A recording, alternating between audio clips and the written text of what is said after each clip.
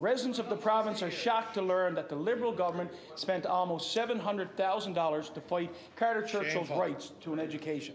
This is an outrageous abuse of power against the Churchill family, who were fully vindicated. Speaker, how can the Premier defend this outrageous decision on his watch? Great question. The Honourable the Premier. Thank you, Mr. Speaker. First of all, the incident occurred before my watch, Mr. Speaker. It was changes brought on secondary to the previous administration, Mr. Speaker, under a different colour, Mr. Speaker.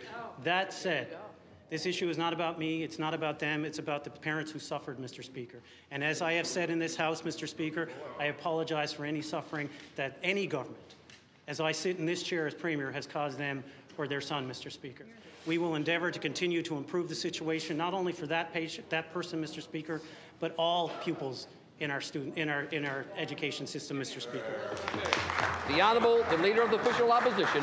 Thank you, Mr. Speaker. This is about accountability here when it comes to rights to education in Newfoundland and Labrador.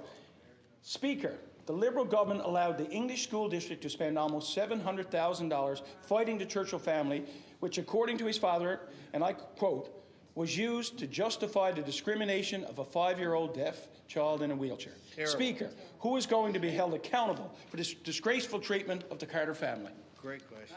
The Honourable the Premier. Thank you, Mr. Speaker. Once again, the member opposite points out that it was an English school district issue, Mr. Speaker. Again, it was secondary to changes that were brought on by a different administration, Mr. Speaker. We are here to, that said, Mr. Speaker, as I've said and will continue to say, we are sympathetic to that particular family and that particular student, Mr. Speaker, and there is always ways to improve, and we will endeavour to improve. But that was prior to my watch, Mr. Speaker.